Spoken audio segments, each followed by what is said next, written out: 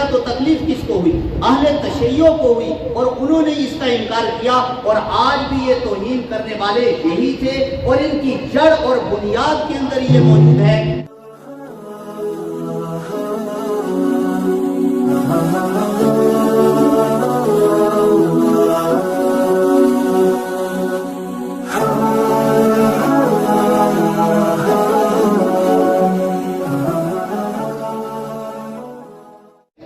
نبوی کے اندر آپ کو نبوت ملے 6 سال ہو گئے تھے، اب جو صحابہ پر زمین تنگ ہو گئی تھی، سخت زمین کر دی گئی تھی، تو آپ صلی اللہ علیہ وسلم ایک دن کعبہ کا دروازہ لڑ پکڑ کر آپ نے یہ دعا مانگی، اللہم اعز الاسلام، کہ یا اللہ اسلام کو عزت عطا فرما، اسلام کو قوت اور غلبہ عطا فرما، اسلام کو طاقت عطا فرما۔ کس کے ذریعے سے؟ عمر بن خطاب یا عمر بن حشام کے ذریعے سے آپ نے یہ دعا مانگی، اور اس کے بعد آپ صلی اللہ علیہ وسلم اسی طرح دار ارقم کے اندر چھپ کر ہی نماز پڑھ رہے تھے کہ حضرت عمر رضی اللہ تعالیٰ عنہ ایک دن گھر سے نکلے اور کہنے لگے کہ ابو جہل نے اعلان کیا کہ جو آپ صلی اللہ علیہ وسلم کو نعوذ باللہ قتل کرے گا وہ اس کو اتنا انعام دوں گا۔ حضرت عمر رضی اللہ تعالیٰ عنہ آگے اور اس ارادے سے آئے، تو راستے میں کسی نے کہا کہ آپ کی تو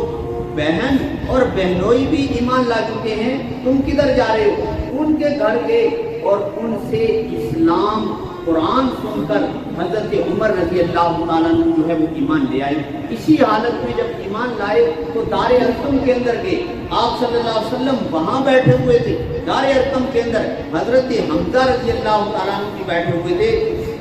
تو آپ صلی اللہ علیہ وسلم کو بتلایا گیا کہ عمر آ رہے ہیں اور تلوار ہاتھ میں پکڑی ہوئی ہے۔ حضرت حمزہ نے کہا کہ کوئی بات نہیں، آنے دو، اگر تو صحیح ارادے سے آیا تو ٹھیک ہے، نہیں تو اس کی تلوار سے ہی اس کا کام تمام ہو جائے گا۔ حضرت عمر رضی اللہ تعالیٰ عنہ آپ کے پاس بیٹھے، آپ نے فرمایا اے عمر کیا ابھی وقت نہیں آیا کہ تو ایمان لے آ؟ حضرت عمر رضی اللہ تعالیٰ عنہ اسی وقت جو ہے وہ ایمان لے آئے، اور اس کے بعد اعلانیہ طور پر نماز بھی مکے کے اندر جو ہے حرم کی سرزمین پر پڑھی جانے لگی، اور آپ صلی اللہ علیہ وسلم نے بھی ارشاد فرمایا لقد استبشر اہل السماء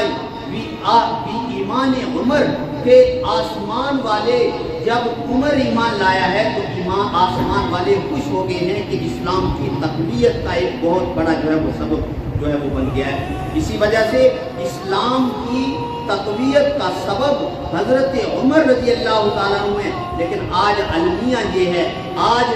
دھوکہ اور فراڈ یہ ہے کہ آج آپ کے ملک کے اندر ہی حضرت عمر رضی اللہ تعالیٰ عنہ کی جو ہے وہ توہین ہوئی ہے، اور توہین ہوئی ہے ایک وہ جو ہے مجسمہ بنا کر حضرت عمر رضی اللہ تعالیٰ عنہ کا حیدرآباد کے اندر اس کو جلایا گیا، اور اس کے اوپر جو ہے وہ توہین کی گئی۔ یہ ناموس صحابہ بل اسی وجہ سے پاس کرایا گیا تھا، ناموس صحابہ بل جو تھا، اور اس میں طبقہ کون سا تھا وہ صاف ہر بندے کو پتا ہے کہ ناموس صحابہ بل جب پاس ہوا کہ بھئی جو صحابہ کی توہین کرے گا اس کو 10 سال قید کر دیا جائے گا، اس کو عمر جو ہے وہ قید سزا مل جائے گی۔ آج وہ قانون صدر پاکستان نے واپس بھیج دیا، اس کو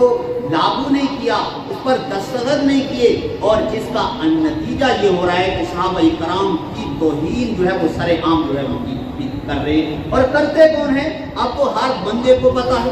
ہر بندے کو پتا ہے جب ناموس صحابہ بل پاس ہو گیا تو تکلیف کس کو ہوئی؟ اہل تشیع کو ہوئی، اور انہوں نے اس کا انکار کیا، اور آج بھی یہ توہین کرنے والے یہی تھے، اور ان کی جڑ اور بنیاد کے اندر یہ موجود ہے کہ صحابہ پر ایمان نہ لانا اور صحابہ کو برا بھلا کہنا ان کے